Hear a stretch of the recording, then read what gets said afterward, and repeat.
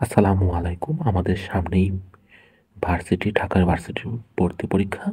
তো তার জন্য আমরা প্রিভিয়াস ইয়ারের বিভিন্ন প্রশ্ন সলভ করছি। তো আজকে আমরা সলভ করছি 20-21 সেশনের যে বিজ্ঞানের প্রশ্ন। আমরা সলভে চলে যাবো। তাই ভিডিওকে লাইক দিবে আর চ্যানেলে সাবস্ক্রাইব করবে। তো প্রথমে আমাদের প্রশ্ন বলেছে দ্বৈত প্রচ্ছন্ন এপিস্টেসিস।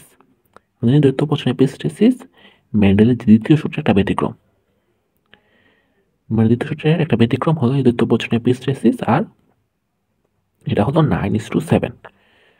আর একটা হচ্ছে প্রকট এপিস্টেসিস, সেটা হলো 13:3। মানে মোট যোগ করলে আমাদের 16 পাওয়া লাগবে।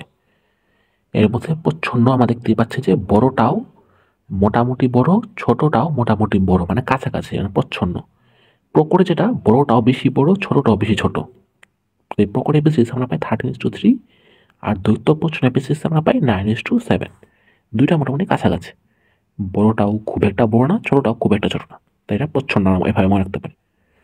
কোনটিতে কোরালয়েড মূল আমরা জানি, আমাদের অনেক পরিচিত, সেটা হলো সাইকাসে কোরালয়েড মূল পাওয়া যায়, কারণ বিভিন্ন সায়ানোব্যাকটেরিয়াতে আক্রান্ত হয়ে এদের যে মূল সেটা দেখতে অনেকটা কোরালের মতো হয়ে যায়।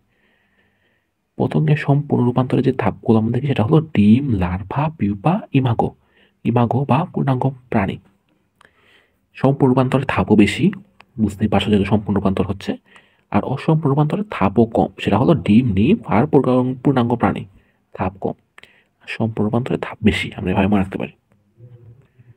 মধ্যে স্টেম কোষ কোথায় পাওয়া যায়? স্টেম কোষ হলো এমন কোষ যেখান থেকে অন্যান্য কোষ তৈরি হতে পারে। এটা পাওয়া যায় হলো আমাদের অস্থিমজ্জায়।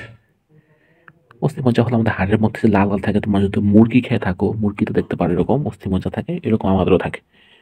মানবদের কটিদেশীয় অঞ্চলে কোষেরুকা সংখ্যা হলো 5টি।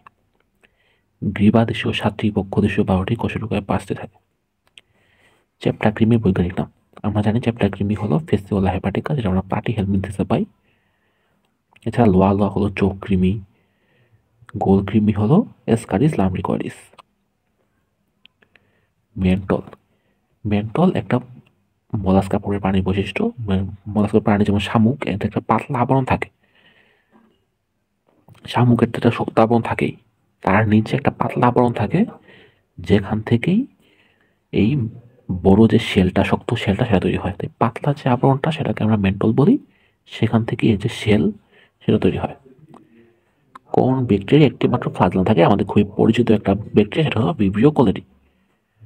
উদ্ভিদের রম অথবা ট্রাইকোমের অংশ হলো ত্বক। কোনটির অংশ? সেটা হলো ত্বকের অংশ।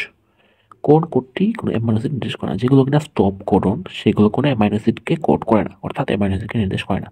আর স্টপ কোড আমরা জানি সেটা হলো ইউএএ, ইউএজি আর ইউজিএ। তো এখানে অপশনের মধ্যে দেখি আমাদের অপশন আছে উত্তর সি। তো ইউজিএ যেটা স্টপ কোডন, এটা কোনো অ্যামাইনো অ্যাসিডকে কোড করে না, তাই এটা অ্যামাইনো অ্যাসিডকে নির্দেশ করে না। প্রোফেজ থেকে কোন পর্যায়ে কাজমা সিস্টেম? আমাদের প্রোফেজ থেকে বেশ কিছু পর্যায় আছে।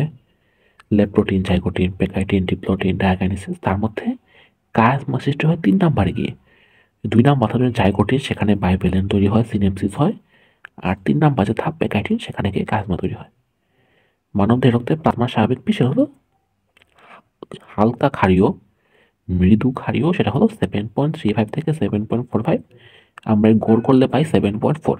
তো হলো 7.4। আংশিক ক্ষারীয়, কিছুটা ক্ষারীয় থাকে। তো যেটা আমাদের সলভ।